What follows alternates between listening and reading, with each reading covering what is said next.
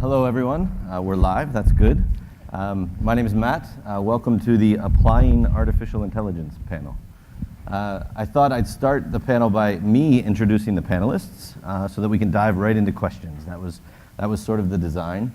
I will tell you one of the biggest challenges, I think, is introducing Professor Thomas Sandholm here to my left. So first to my left is Thomas Sandholm. He's the Angel Jordan Professor in Computer Science and the Computer Science Department here at CMU. He also has an appointment in the Machine Learning Department. He's the founding director of the Electronics Marketplaces Laboratory? Electronic Marketplaces Laboratory. He's also the co-director of the CMU AI Initiative, which is a campus-wide initiative on AI. He has more than 500 papers that he's published. I'll read them now. I'm just kidding. Really, the most famous of his research contributions are in the development of the leading algorithms in solving imperfect information games, which he'll tell us a little bit about. You may have heard of Lebradas, which is an AI for playing heads-up, no-limit Texas Hold'em. It's the first AI to ever beat the humans that are best in the world in that game. Thomas also has multiple companies that are bringing this work in solving imperfect information games to the markets, including Strategy Robot, focused on national security, and Strategic Machines, focused on commercial applications. So that's Thomas. To Thomas's left is Jean O.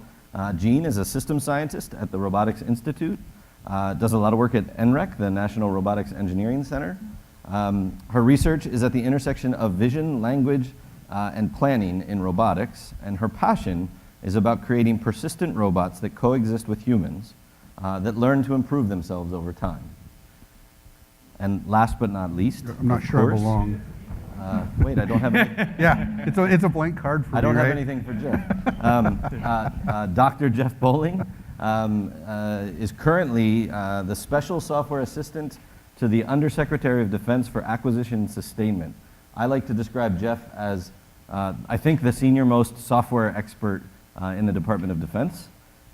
Before that, Jeff was the acting CTO of the Software Engineering Institute, and before that, an active-duty Air Force officer, professor at the Air Force Academy, and all-around great guy. I didn't have to say that. He didn't. And I'm Matt Gaston. I lead the Emerging Technology Center here at the SEI.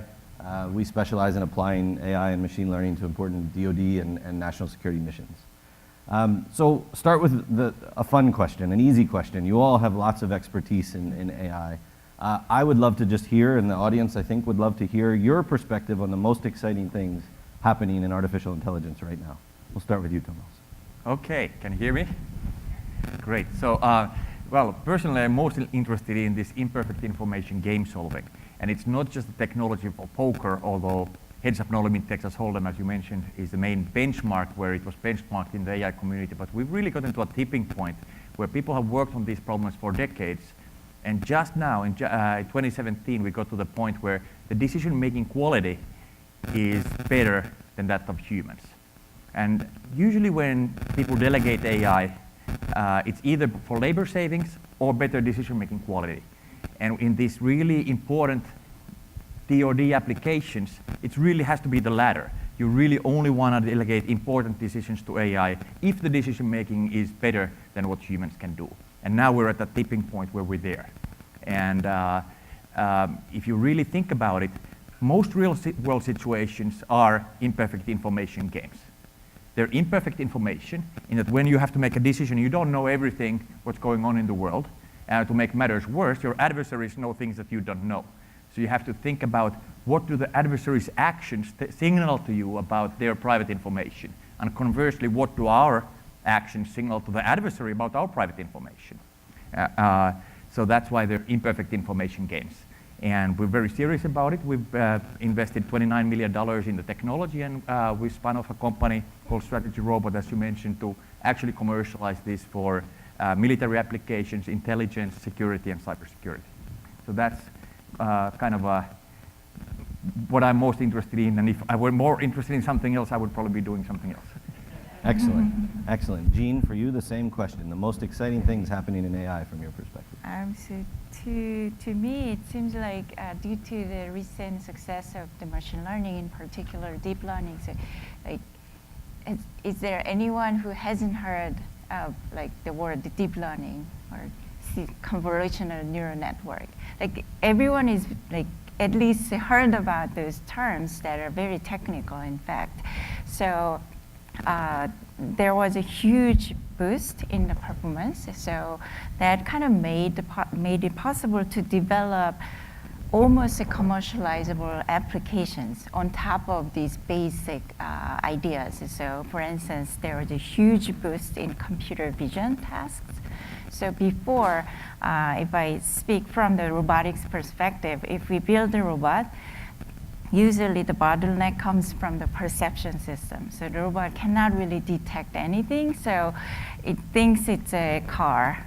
It's a water bottle, but it thinks it's a car, so it does something weird. So it just didn't work through the pipeline, but now the performance kind of reached that threshold, so it's kind of usable level. So that makes it possible to develop variety of applications using those techniques. So that's like one exciting thing. And one other aspect from the development side is the paradigm of developing these machine learning algorithms is shifting. So before, like 5-10 years ago, it was only very experienced C++ programmers who can maybe come up with some ideas.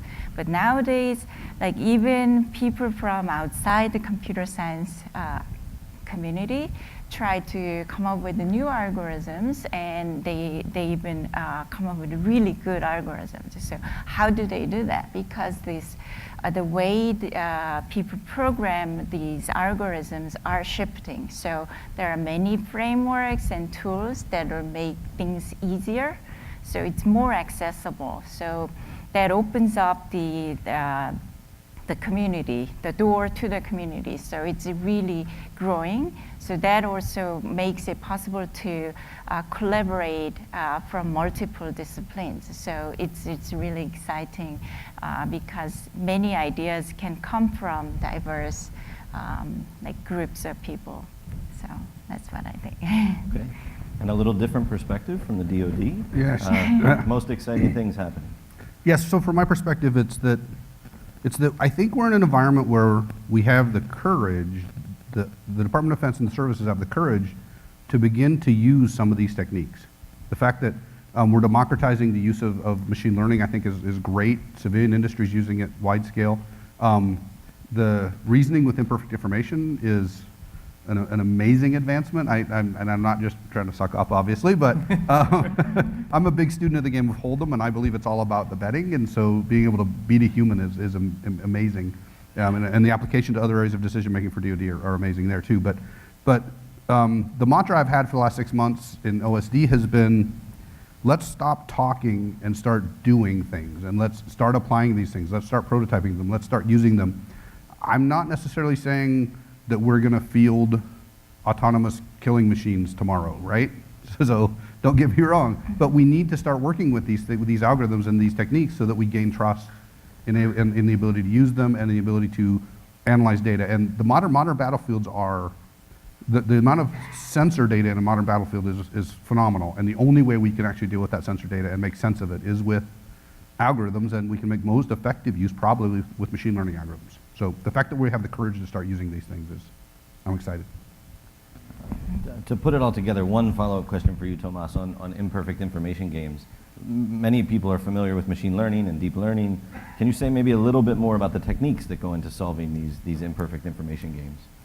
Yeah, so it's actually quite a different problem than what you see in induction, like machine learning and supervised learning, what you're trying to do with deep learning and decision trees and other techniques. You're trying to look at data and figure out what is the right classification of the data. That's basically the problem. And there have been tremendous advances on the scalability and accuracy of that, especially over the last 10 years. In decision making, it's a little bit different. Just doing classification doesn't cut it.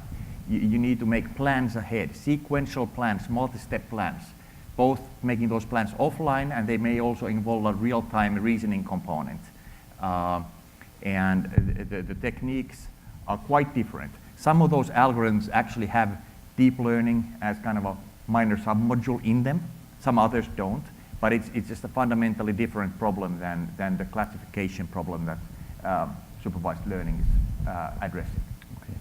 Maybe we'll come back to that in a little bit. And I will come back to the democratization of AI and even the courage of the Department of Defense in a little bit. Because this, SEI is a DoD-sponsored FFRDC, and this is our research review, and the panel's about applying AI. I thought we would go to that question next. And for the audience, I have really two more questions, maybe a follow-up in between or so, and then we're going to turn it to you to ask some questions of anyone up here. So the next big question is, from your perspective, again, both what you know about the commercial world and what you've done in the past, what do you think the biggest opportunities for DoD are when they come to AI, when it comes to the application of AI? Near term or even a little bit longer term? Let's go the opposite direction. Jeff. Biggest opportunities. I think some of the near-term opportunities obviously are what I talked about analyzing and sense-making of sensor data. There's a massive, and I think the JAIC, we heard from Brendan McCord earlier about the plans for the Joint AI Center. I think that's where their focus is initially. I know they have a much grander roadmap that goes much further on. Once we start to make good sense of that decision-making then, linking those things together to try to estimate what our adversaries' plans are, and then maybe war game what we should do in response. That's where my head eventually goes on that topic. It reminds me of the military decision-making process and the wargaming process that happens inside of there, thinking about the adversary and their capabilities and reasoning about it, necessarily under imperfect information. We're going to build Whopper. Sorry? We're going to build Whopper. Whopper. What's Whopper? Go ahead. From War Games. What is it? War? I don't know what it stands for anymore. WOPR. I don't know. Well, So, yeah, stumped you. Jean, how about you? From your perspective, bringing robotics into the mix, maybe or not? Yeah. So I like broadly, I think in the context of human-robot teaming, and for the robot platform side, I think the best, or the near term at least, the target would be vehicles, both ground vehicles and aerial vehicles. And the reason is the vehicles are already in use, and we know it works very robustly. They are all human driven, but we know the mechanical part works well. And when we develop new type of mobility or new type of robots, that part is not as robust as the common vehicles. But what we can do with these fast progressing AI technologies these days is using these solid platform and then make them more autonomous. So it's been going on for many, many years, and there was a lot of support from the DoD for developing self-driving vehicles, and that's how all these industry now are actually investing a lot of money to make that actually happen. But I think from the DoD and the security side, it is still a very good target to maybe put more focus on so that we can really make that happen. So there was a lot of projects to more or less automate these area vehicles and reduce the number of pilots on board. But going back to the human-robot teaming part, there was never an assumption that we would remove every human from the field. So there is always a human presence, and there will be a collaboration between these robotic systems and AI systems and humans. So I caught a little bit from this explainable AI part of the talk, and that has become very important because whenever AI systems make decisions, we want to know and so on. But I think application-wise, vehicles, maybe that's my personal opinion. Interesting. Yeah. So just a quick follow-up. So I've heard people talk about the spectrum of autonomy, where if you think about your braking system in your car is autonomous, right? In some sense, Right. it's acting on its own to have you brake safer. That's sort of the low end of the spectrum of autonomy. And the fully functional team of robots in the field is autonomy all the way out at the other end of the spectrum. Right, right. Where do you think we are today in what can be done with autonomy? In certain terrain field, you know, we've tested like self-driving vehicles, driving for really long distance, and so on. But this, like teaming with the humans has been still difficult, and like how to communicate with these robotic systems. So it involves natural language understanding, and also it has to be tied to the computer vision, because, you know, understanding a command, for instance, involves interpreting that semantic meaning in a specific environmental context that involves vision. So how to merge this multiple modality information into the reasoning process. So like the reasoning happens when this nice raw sensor data is processed into a structured format. Then we can apply these planning ideas. But before that, this processing of the raw sensor data into something that this planning or reasoning algorithm can process, there's still some issues. So going back to your question, like where we are now, I think we are still in a primitive stage. So we can do simple command understanding and simple reporting type of communication. And for the self-driving cars, without actual interaction with the humans in the loop, I think even these commercial vehicles, they can drive on the road like even in Pittsburgh. So, so if you pass Pittsburgh, you're very safe. So, yes. So. Yes. Okay. So, Tomas, back to the same question. Greatest opportunities for DoD in the use or adoption of AI. Yeah, well, there are lots, and I agree with everything I've just said on the panel so far. I think there are different stages. So if you think about kind of where machine learning is kind of a mature technology, the strategic reasoning is something that just reached superhuman level a year and a half ago. So it's much more of a new opportunity. So if you look at kind of where the growth is, it's probably more there. Although in terms of sheer weight, machine learning is certainly a very important one. On the strategic reasoning side, there's one of the nice things is that you really think about all possible things that the opponent could do, and you're optimizing your strategy and the opponent's strategy. So you don't have to assume that the opponent is going to behave the same way they've always behaved. And that also means that you need typically less data. You don't need to have any data about what the opponent has done in the past, because we're going to consider all of the different things they could do. So it's in a way more robust. So if you think about what happened in Dota 2 and AlphaGo, especially in Dota 2, which is a war game, it was built kind of with these machine learning style algorithms without game theoretic reasoning, and it was able to beat the best best people in the world, at least some of the best people in a limited setting. And then, just in a couple of weeks, even average people were able to beat it. So when you build AIs that are just trying to learn against a particular opponent, they are very frail against other opponents, while the game theoretic approach actually optimizes a strategy that is robust against all possible opponents. So, and again, it requires less data. So that's kind of using it for planning and such things.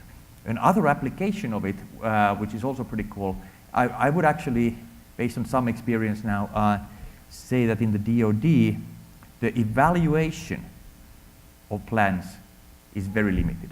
So you do tabletop exercises, if you do this, I'll do that type of stuff. But the plans are not really kicked around by saying, what if you had a really bad adversary? What if you had your worst case nemesis play against you? How well would the plan work then? You can use the actual exact same technology to create adversaries, the worst adversaries, the nemesis of a given strategy.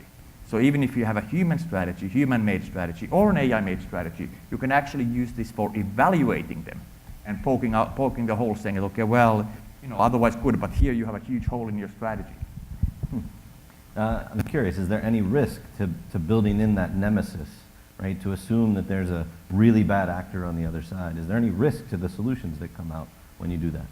Sometimes the solutions are fairly conservative, but that's what we did in poker, and the worry was that maybe the solutions are so conservative that they play too conservatively, but that turned out not to be the case.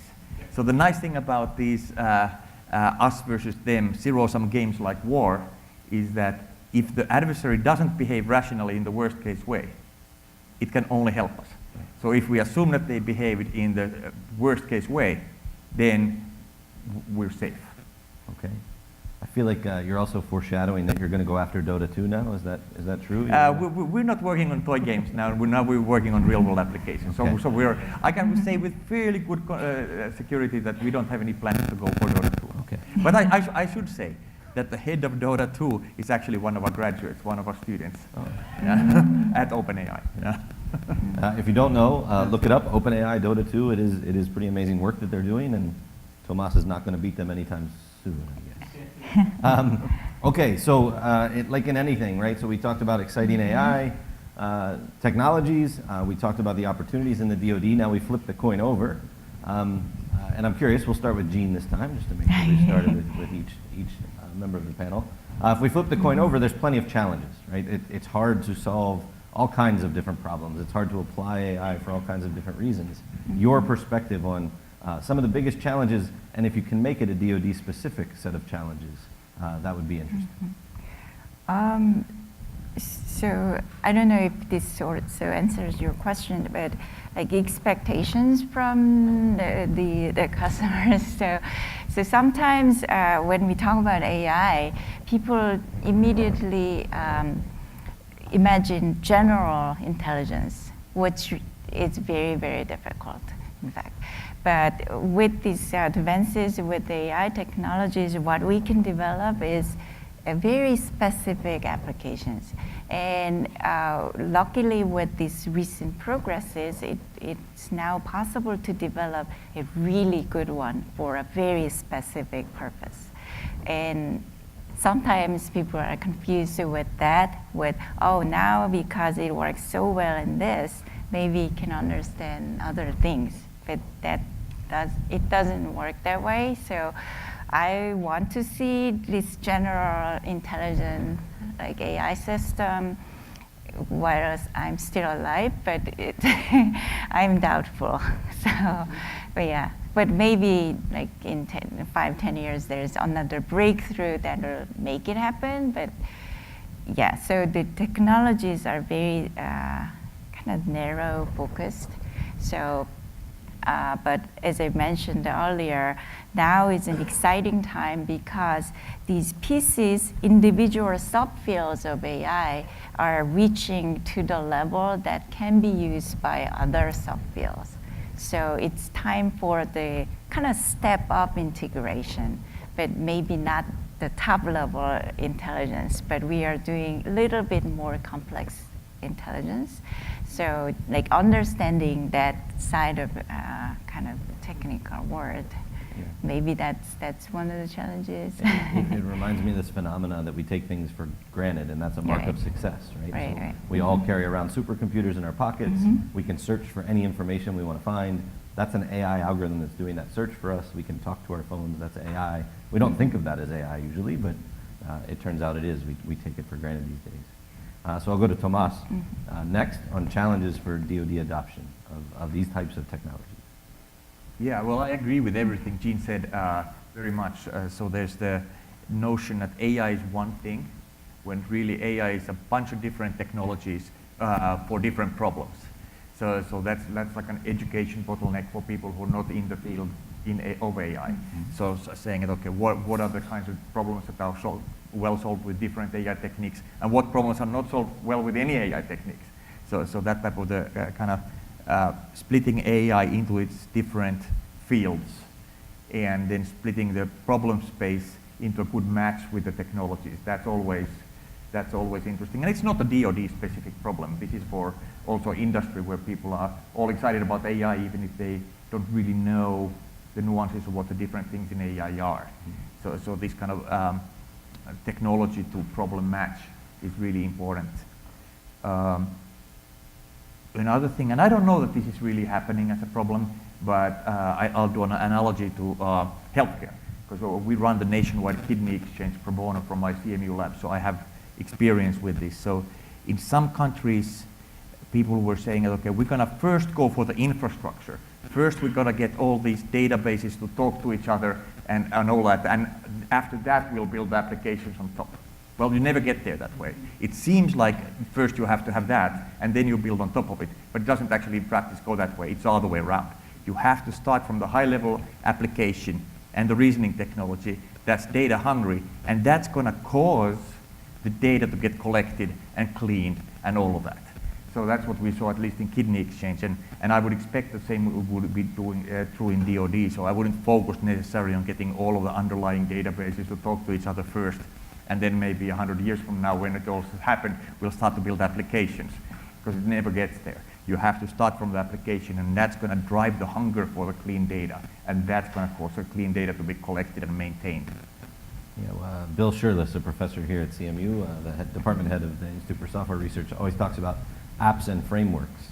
And I think it's like chicken and egg, which comes first. And I like your perspective that apps drive the integration of data and things like that. Oh, one more thing, maybe, Of course, if I may. The frameworks and platforms thing. So I think that AI, in the long run, in the DoD, should be platformized. So there should be like a deep learning technology that's going to cut across applications. There should be a strategic reasoning technology that's used across applications. But you cannot start, or should not start, from the kind of cross-cutting thing. You have to start from real applications, and maybe once you've done 5, you can start to say, what is the commonality? What are the right abstraction layers? What's common? What's specific to the application, and so on. So again, I wouldn't push too hard to the platformization up front. I would start from the concrete application, show some successes, and then do the platformization. Yeah. So at the previous startup, which I sold in 2010, we did strategic sourcing. And there it was the same thing. We were seeing it, okay, well, different sourcing events are different, but we wanted to have a unified product. So after we've done, let's say, after you've done 10 or 20 North American truckload sourcing events, now you know what a North American truckload event is, and you can make a template for that. And it's different than a European truckload event. But then you start to make these templates, and you have a platform underneath. I think we heard that from Brendan earlier today, where Brendan laid out sort of 4 initial application areas for the Jake, and then I think he threw out a number of like do 500 of these eventually, right? So get to the point where you can do a lot more missions, hopefully with a platform. Yeah. Okay, Jeff, you have a very unique perspective on some of the challenges. Yeah, so I've got 2, and one of them just only occurred to me during the panel here, so I'll try to describe it if I can. My first one, of course, is trust. You know, to me, it comes down to trust, and it comes down to me that we can't be afraid to experiment with this technology and start to use it, especially in low-risk situations like wargaming or in training exercises. And because the thing that I fear is we have societal standards for the effectiveness of this technology that we probably won't compromise, right? I mean, the AI in the Uber cars has got to be perfect, right? Even one accident makes society recoil to it. Although I don't know, I'm really imperfect. So, and society only slightly recoils to me. So, right. So I mean, but the AI's got to be perfect, or else we'll be afraid to experiment with it and use it, and we can't learn to develop the trust to use it in limited circumstances unless we start to experiment with it. One of the fears I have is that we have adversaries that have different societal standards for employment of this technology, and they may just use it. One, it could be out of desperation. One, it could be out of, there's a lot of reasons, right, that are beyond the scope of this. But so that's one of my fears, is that we may get outpaced because we're afraid to experiment with it, and our adversaries aren't afraid to employ it. So that's one thing. The other thing just occurred to me here about applying it large scale to strategy problems. I wonder if it will entice us to riskier behavior, because it will present options that we would not actually have considered. So in the poker sense, it might be saying, the odds are in your favor, you got to go all in. Or how important is it for us to denuclearize North Korea right now? Is it worth a preemptive strike? The decision models might say it is. But is that something we probably would not have considered otherwise? I mean, it could push us down the path. I'd love to hear, Thomas, your response to this. That is there cases, depending on how we do the utility functions for the outcomes, that would push us to riskier behavior than we would otherwise have considered? Tomas? Yeah. That's an interesting question, and the risk level can be captured in the utility functions, as you said. You can have risk-averse utility functions. Of course, then whenever you do that, you start compromising expected value. Mm-hmm. And there's known trade-offs on that, and you can solve for different risk attitudes. So the risk attitude is input. But also the other way around, I mean, you can ask questions like, after the strategy is computed, you can say, okay, will there be a preemptive strike with positive probability? And then it can check its own strategy and answer that question. No, there's not going to be a preemptive strike no matter what.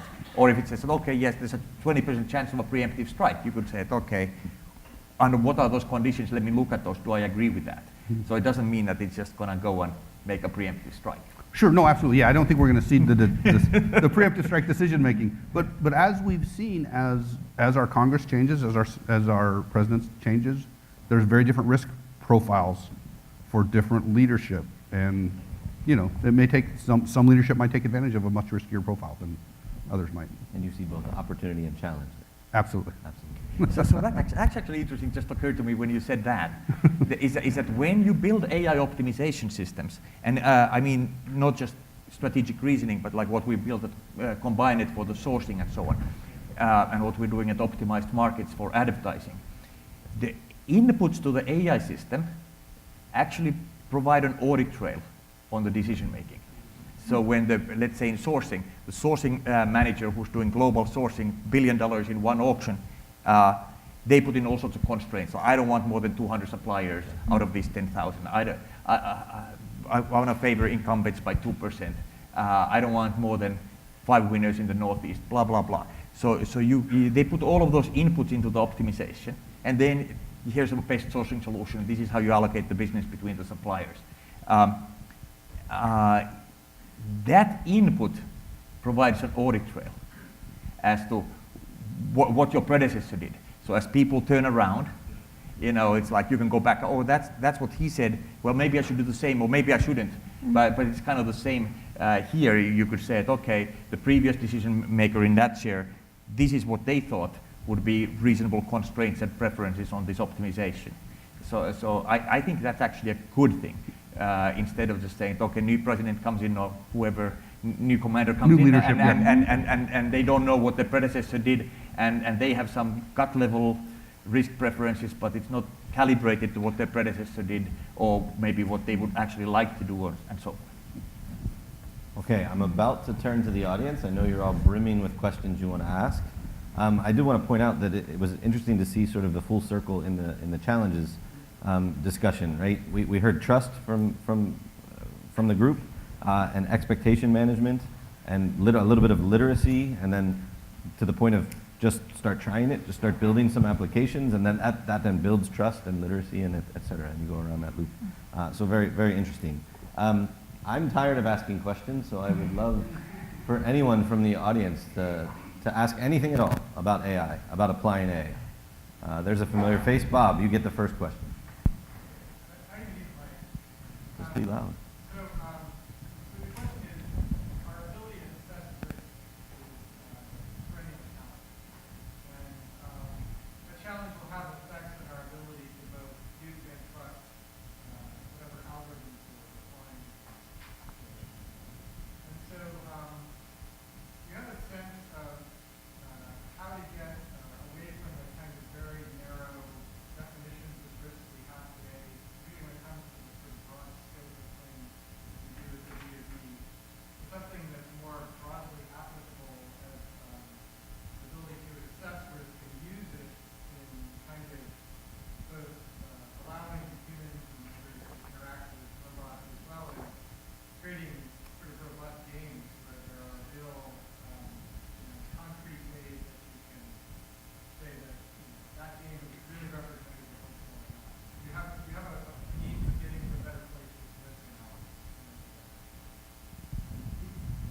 Maybe I can go to anyone. I have a thought to start. Sure. I think we have to start from really high-level things we want to achieve or mission risks, and then decompose those instead of going immediately to, oh, I don't want anybody to see my credit card number, right? Mitigating that risk is different than, I need to be able, we want to deter a nuclear attack at all costs, essentially. So what are the things that we do to do that? We have our own nuclear capability that hopefully deters an adversary, et cetera. But we start with those high-level mission risks. What are the missions we think we need to be able to assuredly carry out? And then start to determine what are the risks to that. And I think work them top down. And that's hopefully seeds a discussion here. Any other reactions to? Yeah, sure. I totally agree with that. That's actually how I also like to think about things. It's kind of top down. I've noticed that the word risk in the DoD is used in a way that actually in two very different ways. So one is just low utility or bad outcomes. That's considered risk. While in science we don't consider that risk. So a bad outcome is not risk. Risk is variance. So if I know that the bad outcome will happen for sure, there's no risk. So there's even the notion of low value versus variance. Usually in science we call the variance, we call it the risk, and low value is not risk. So we need to be a little bit more crisp about when we use the word risk, and I've actually going through this with the DoD in some applications right now also to talk about that. And then the third thing you raised is the model accuracy. So that is always a question, you know, the Rumsfeldian unknown unknowns thing. But to keep that in perspective though, humans don't know the unknown unknowns either. So that's not the downside of AI, that is just the downside of the world. We now have some techniques that actually allow you to bound if you have a model, if you can put some bounds on how far from accurate at most is the model, then we can prove that the strategy that comes out of the model is near optimal to the reality.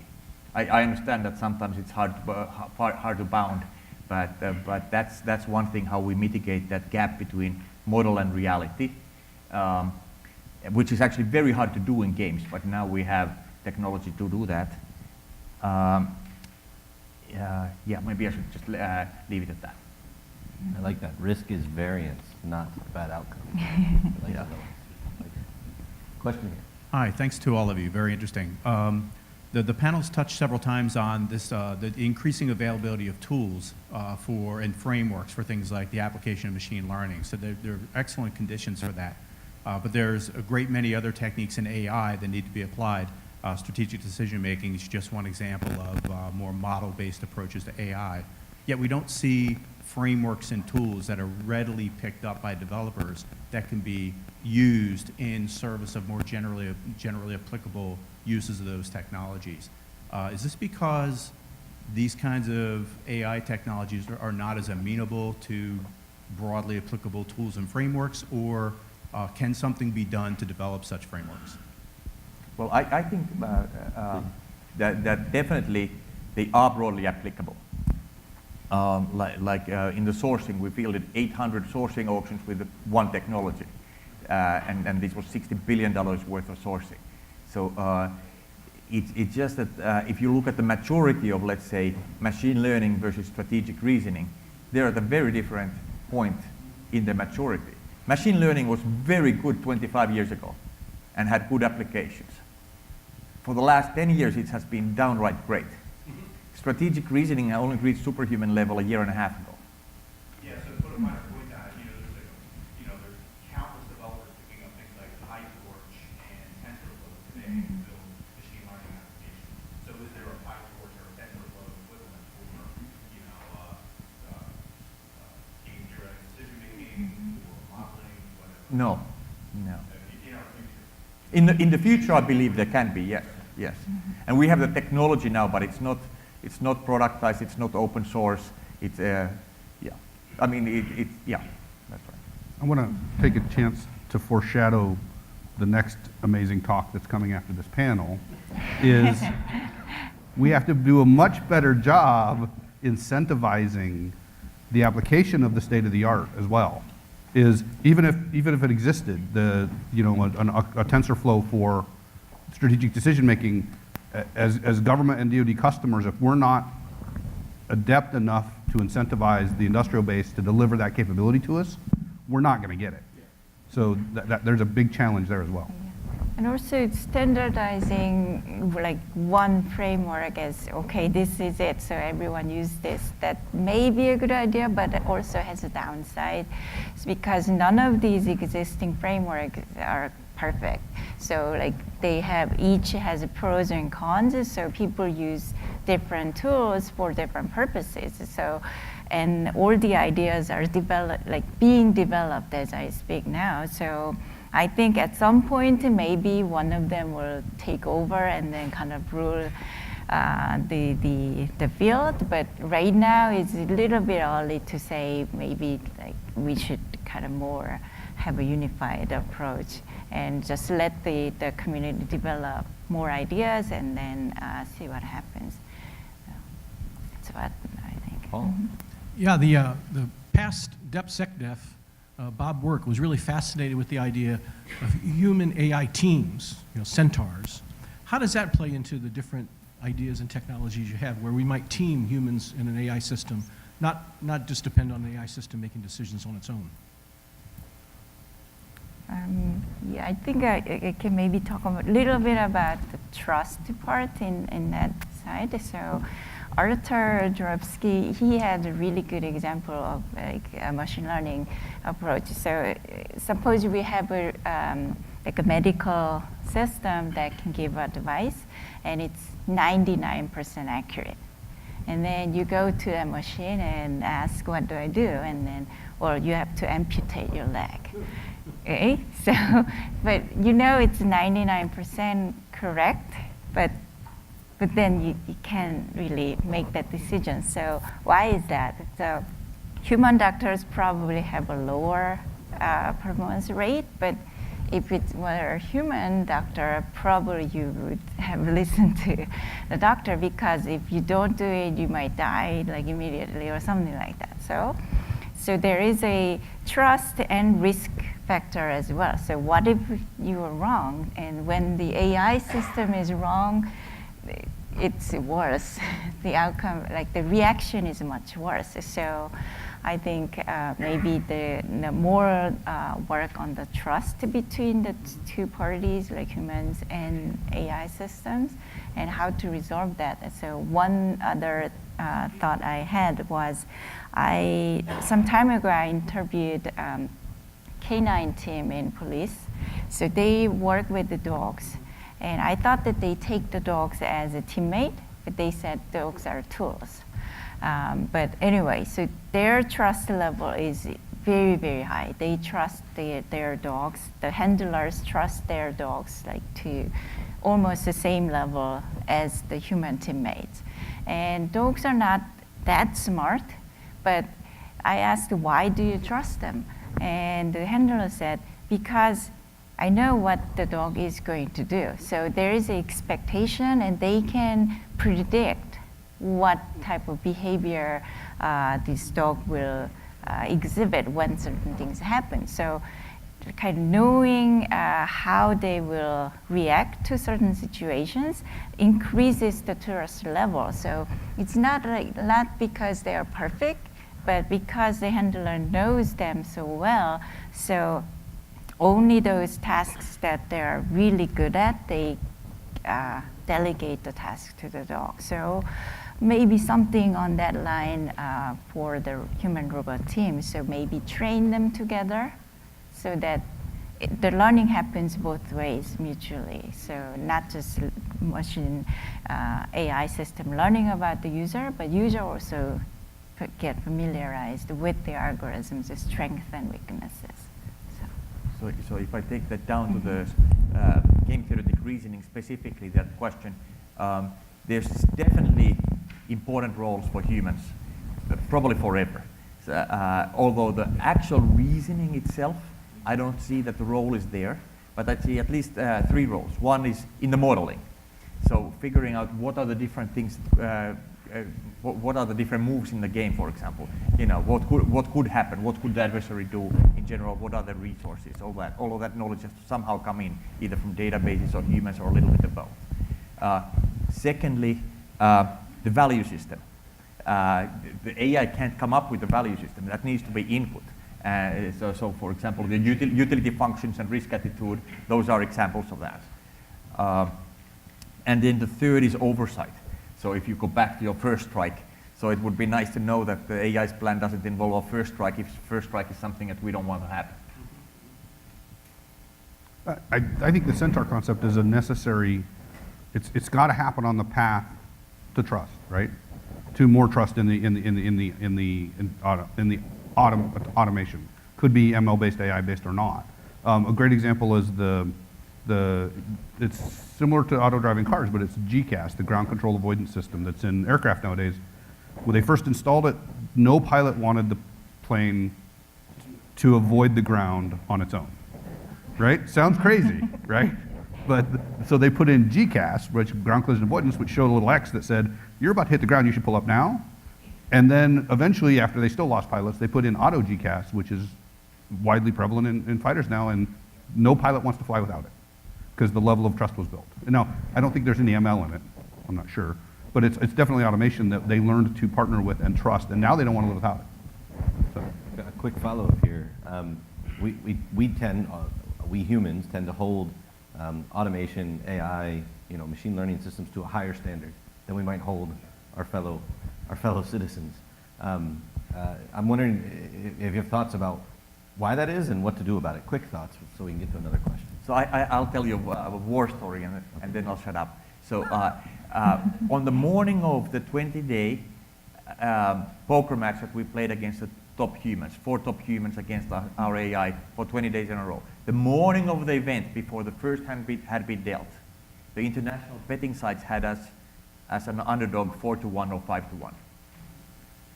Even after we had beaten the humans for 3 days in a row, so now we've played thousands of hands of poker, and we have beaten them each one of the 3 days. The international betting sites were having us as 1-1, even odds. So people just believe in people. Do you have a trading bot on the side? No, I thought that would be unethical. Yes. Because we were also hosting the event, so it would have been kind of bad. But so people just believe in people, even though the AI is already proven better. It's just amazing. It's very interesting. Yeah. To another question. Jim, I saw you up there with a question. Yeah, real quick. So based off of what Jeff was talking about before with the courage to be imperfect solutions in the DoD, how do you support imperfect solutions in today's DoD logistics, acquisition, sustainment processes that you have there? And then also, how do you develop new standards for that to encourage the AI to have the appropriate confidence, and then account for that poor data that you guys were talking about just now for the curation that's been there for the history of the DoD? So he said real quick and asked 3 questions. They're all really hard. And all directed at you, I think. All of that's the first one is let's see if I get this right. How do I deal with imperfect behavior in the acquisition and the sustainment system? I would say if it's better than we've got now, it's awesome because we're massively imperfect now. The state of our acquisition system and sustainment system, we struggle hard. It's very expensive, and we don't deliver capability as rapidly as we should. So I think there's a lot of room for improvement right now, which is, one of the reasons I took the job that I took was I looked around, I'm like, I don't think I can mess this up any worse than everybody else has been doing it.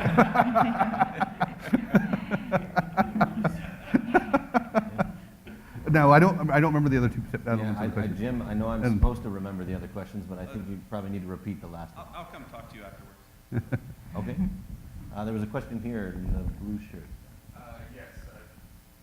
It's been talked about trust, level risk, as far as verification and validation of autonomous systems. On our future vertical lift, we have a requirement for optimally piloted, intelligent teaming. I'd like to know from the panel, what would you do as far as addressing verification and validation of an autonomous system by bounds, by formal method analysis, so on and so forth? I'd like to know the reaction from the panel. How do you do V and V? How do you know it's working? I'm going to throw out there, go learn a lot from Hackams because the Hackams did a phenomenal job of that particular aspect on a rotor-driven copter. That's a good starting point. And HACMS was formal The methods? High Assurance Cyber Military Systems DARPA project. Mostly formal methods, or? They did as much as they could. They used AADL. They used model-based systems engineering. They did a lot of formalisms, and it was very successful and also very cyber resilient. Tomas, do you have a thought on how you're sure that the poker playing robot will work? Yeah, lots of thoughts. I mean, I'm trying to keep this short.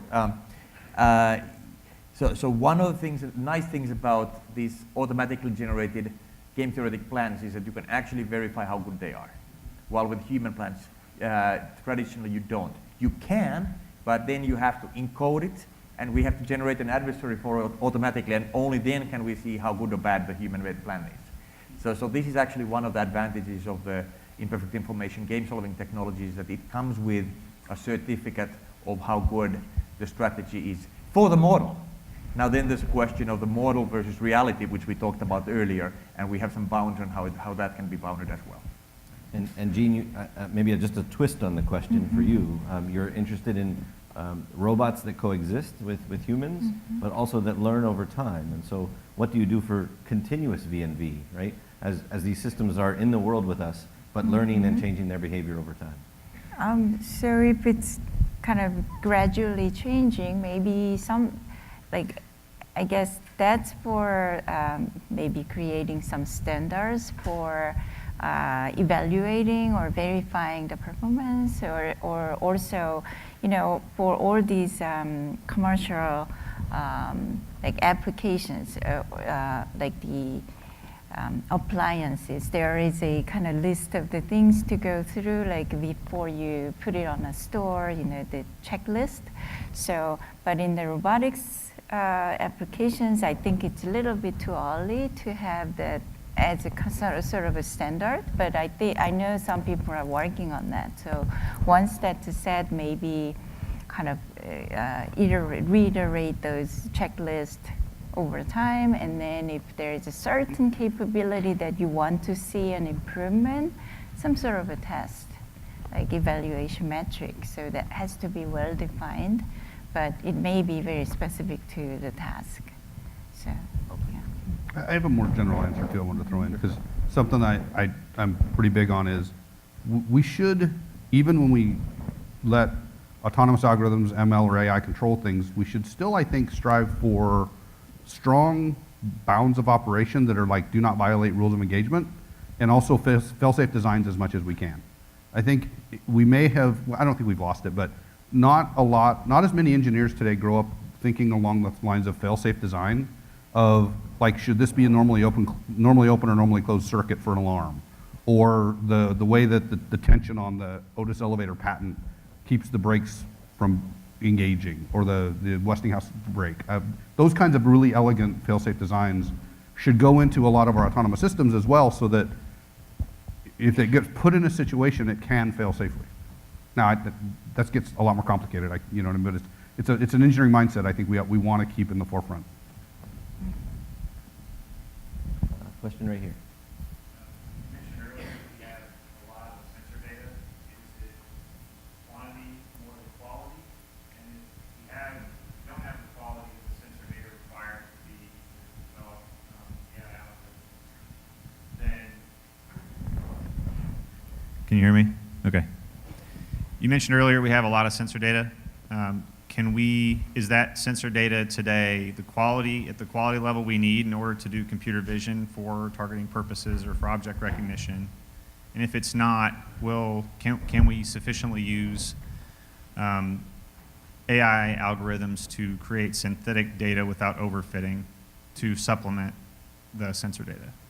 So for the sensor data, I mean, if it's unlabeled, it's mostly garbage unless we use unsupervised method to try to find out some patterns out of this raw data. But normally the supervised method, like in machine learning, requires a good labeled portion of the data, and that's what takes human labor. So I mean, in the very new approaches are trying to kind of use a very few number of training examples or the very small number of labels to train a good model, but it's still kind of a developing area. So like one challenge from this gigantic amount of data is usually how to label them quickly so that some learning algorithm can use. But there are also like unsupervised method too, but there is a limitation of like what type of things you can do using unsupervised way. So I think the quality of the sensor data I think is exquisite in many cases, but it's the labeling issue is one. Like it's a very high resolution, like very good data, but without the label, it's very hard to use learning algorithms. So. There's another question there that is, there's ongoing research here at Carnegie Mellon and at SEI to use synthetically generated training data to train models. And I think the question, I don't know if that question is answered definitively yet. The awesome thing about synthetically generated data is it's automatically labeled, right? So that's great. That's but right. how do we avoid overfitting? How do we throw enough randomness in to avoid overfitting? I think that's an active area of research. Do you know who's working on that? Matt, that's your group, right? I don't know off the top of my head, but I think it would get to Tomas's comments about then it's only as good as the model that's generating the data, right? And how do you know that model is good? Yeah, we trained the algorithm to respond really well to that model, right? Not necessarily to real life. So we hope that the fidelity is there. I have a question that I've been wanting to ask while the audience thinks of more questions. And it's related to data and sensors and the exquisite sensors that we have. There's been a lot of buzz in the computer vision world on adversarial machine learning. And I know it's built into strategic reasoning, so I'm sort of talking outside of that context, where you get a picture of a panda, you add some noise to it, and you call it a gibbon or a monkey. I'm wondering about your perspectives on this, because one of the things that you have to do in this adversarial machine learning space to defeat a classifier is preserve realism in the process. So how general is this problem of adversarial machine learning, right? Defeating deep neural network classifiers in a variety of domains, right? If I get outside of computer vision, is this a major concern from your perspective? Anyone that wants to take a crack at it? There's still certainly a hot topic of research, especially in deep learning. So in like decision trees, you can kind of see where it has that. Deep learning is a little trickier because you don't really know. And a colleague of mine, Zico Coulter, has one of the leading techniques for that, where you can actually generate the worst example, or basically get a verification that there is no example that's worse than that, in terms of how much it's going to fool the deep learner. Example among some constraints as to how you can perturb the image. Clearly, if you can perturb the image even in a vision situation by arbitrary amounts, you can make it be classified as anything. But if you said, okay, I can only perturb it by a little bit, where a little bit can be defined in different ways, that's only so many pixels, or only so many pixels by so much, or only so much rotation or shift and whatever. So there's kind of a question of what are valid changes to the input that the adversary can actually realistically control, and then you can try to come up with robust techniques to that, but there are lots of scalability issues with that. So by and large, deep learning that's currently applied is not done with those guarantees. Those types of guarantees, those are just on the bleeding edge of research. Gene, I know you're probably familiar with the adversarial tags research for defeating computer vision on autonomous vehicles, on stop signs, those sorts of things. Do you think this generalizes to other domains? Well, it could be. I mean, it's hard to say at this point, but I think, there's like whenever there is a new technology or new algorithm come out, then people think, wow, this is it. This is the end of the whole idea. But then there is another one that's coming that's kind of beating. So I think it's one of just those trends. So, yeah. This is that classic area of arms race that concerns me, is how much effort do we put into this? Luyo Bauer has a pair of glasses I can put on and make me look like Matthew McConaughey to a classifier. I mean, that's crazy, actually. Yeah, I can look like Angelina Jolie with his glasses if I want to. So, to me, it's that we've had intelligence collection and military deception forever. I mean, we used to blow up tanks in World War II to make it look like we had an army in England that was going to invade somewhere else. This is another example of that, and I think it's part of the arms race of using AI and trying to use it responsibly. So I don't actually have a good answer for this one, that it's going to be there, we need to be watchful of it. I'm going to challenge Blue on that. Okay. Oh, you want to see him make me look like Matthew McConaughey? Specific glasses for Jeff. Right. Well, it's all about the classifier, right? I can look like it to that classifier, and if that classifier is my wife, it's okay.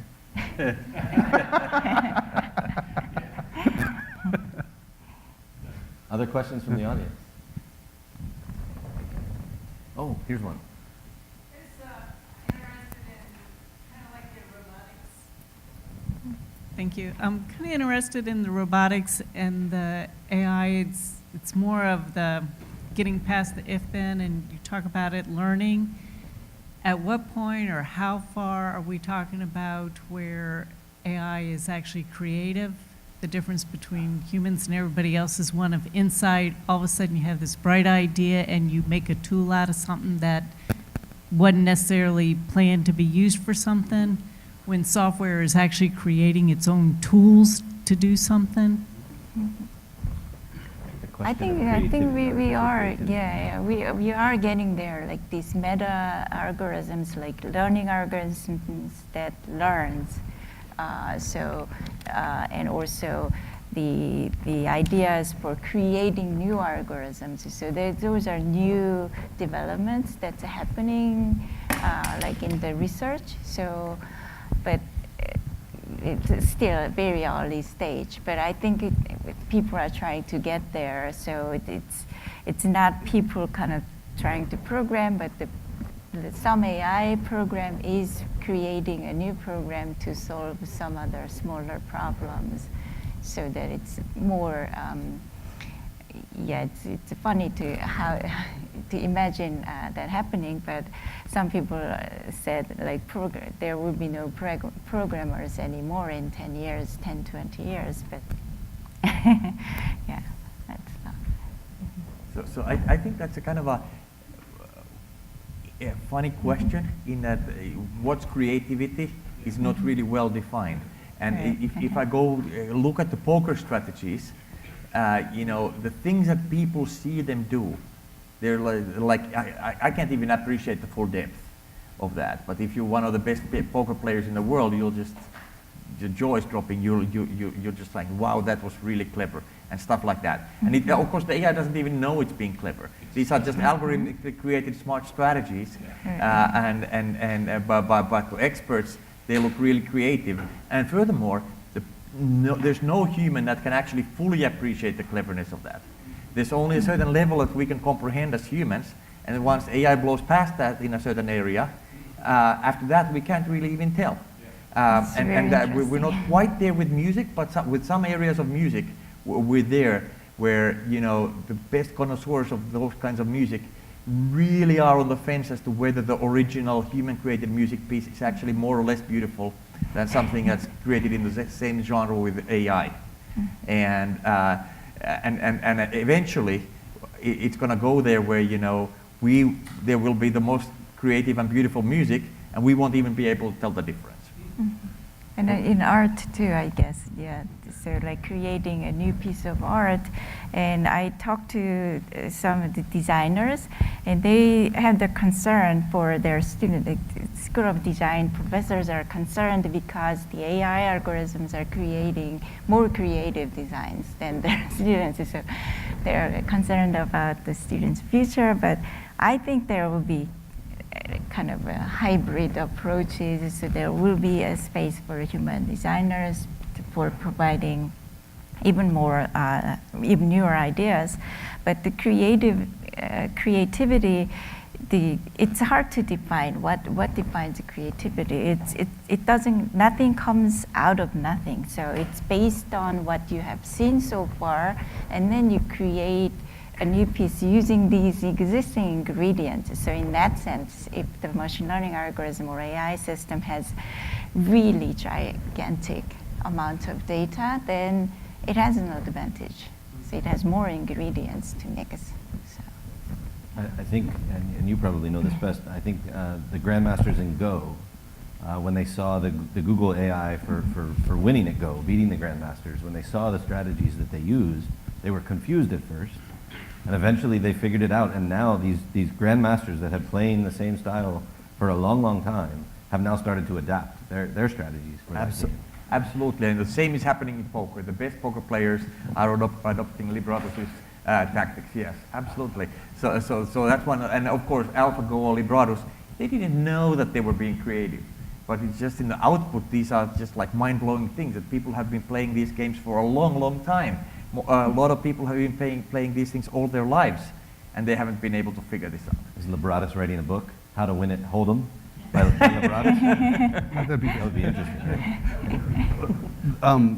I don't know about creativity, but to me, a lot of this resonates with the fidelity of our model allows us to do the explore the design space more effectively. And I think that's what a lot of these algorithms, a lot of optimizations will do is they explore a massive design space. And we're in an era where the models are so high fidelity and the compute that we can throw at them to explore that design space is so massive. We're getting to areas of design space that humans never thought of before because we tend to really prefer things that are similar that like we work by analogy a lot. And if something's way over here in the design space, we never would have got there, at least not for generations. But these algorithms do, and is that creative? You tell me, when do we get to general AI? When will we know? Oh, no. Right? No, but To me, it counts as creativity. yeah. I'm going to say one last question from the audience. I see a hand here. I'm interested in the reasoning. Have you taken advantage of the human's ability to read the microexpressions, the smell hormones, there's a whole range of data that you probably don't have, right, to play the game? Yeah, yeah. And the same thing with some of these creativity, that you can sense the brainwave activity of the audience and say, oh, you're evoking pleasure. So this color pattern must be pleasing or whatever. You know, I don't think we've touched on instrumenting the reactive component to be honed in for the audience. Yeah, that question I get a lot. So a lot of people think that bluffing in poker and other applications is a psychological phenomenon, but it's actually a mathematical phenomenon that just comes out in the output of the game theoretic optimization problem. So we don't have to have any of those extra signals, and it still plays at a superhuman level.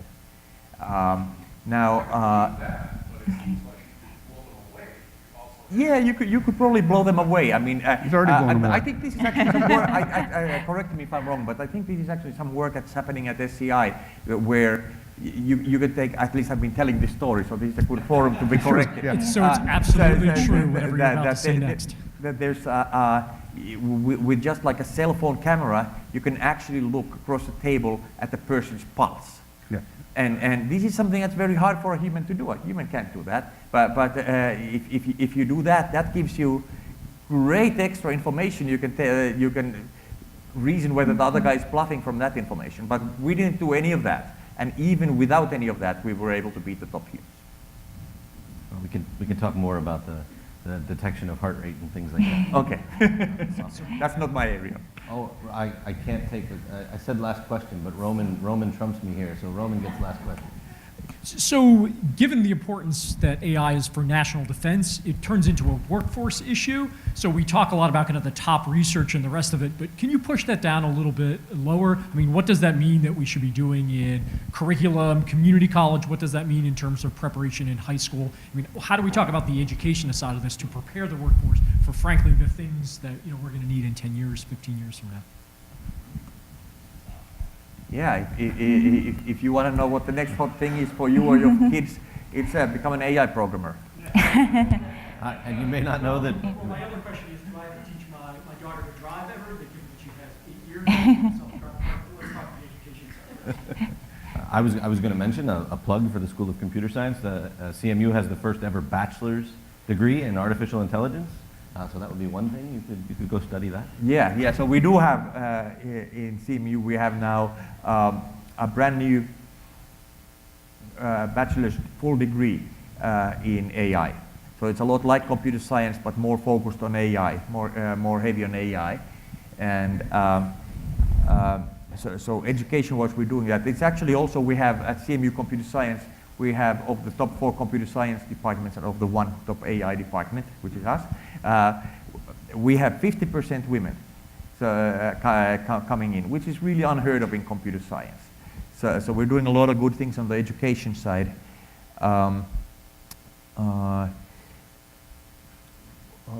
It's kind of a tough thing, though. You were asking about community colleges, and that is a very tough question. In that AI oftentimes is a winner-takes-all market, because a lot of these technologies get platformized, get used by the big tech companies that are natural monopolies or like oligarchies, and so the value of the top people is huge in AI, and the value of the 10,000th best person is near nothing. So it's and I think that's going to accelerate, for better or worse. I'm not saying it's a good thing, but there's huge value in being associated with the absolute best technology and best people. But in general, I think for the next generation, everyone will need to at least understand some of these probability concepts and statistics. So, because a lot of decisions will be made by an AI system. So and we know it's based on some sort of a probability theory and so on. So even if not everyone has to understand the deep theory, but how to like interpret the decisions that were made by an AI system and in a kind of level that they can trust. So it's again like knowing more will give more like raise the trust level, because if you don't understand, it's just a black box. But if you know a little bit about the process, then you get to understand more. So I think the concept of like computational thinking, I think that was introduced to like elementary school or grade school. So I think just getting exposed to these computational decision making or decision theories a little bit, I think that would be an essential skill for the next generation. Yeah, I feel strongly that computational thinking should be a core, one of the 3 R's. Reading, writing, arithmetic. I think computational thinking should be taught from kindergarten on. But I'm a computer scientist. Including AI, right? Including AI in that. Yeah. And I see, we don't need to get into that. Yeah. Okay. Well, we covered a lot of ground. I will attempt to summarize it very briefly. I would say lots of exciting things happening in AI, lots of opportunities to apply AI to help, I think, society writ large, but also the defense and national security space. AI is not just deep learning. I can foot stomp that. AI is not just deep learning. There's a lot more capability out there, whether that's strategic reasoning or imperfect information games or a variety of other techniques that exist. Lots of opportunities to apply them in DoD, but also plenty of challenges, right? We're solving hard problems today. We're going to solve even harder problems in the near future, but there's plenty of work to do. And I think that general AI that we mentioned only briefly but didn't talk much about is far off in the distance. So please join me in thanking the panel.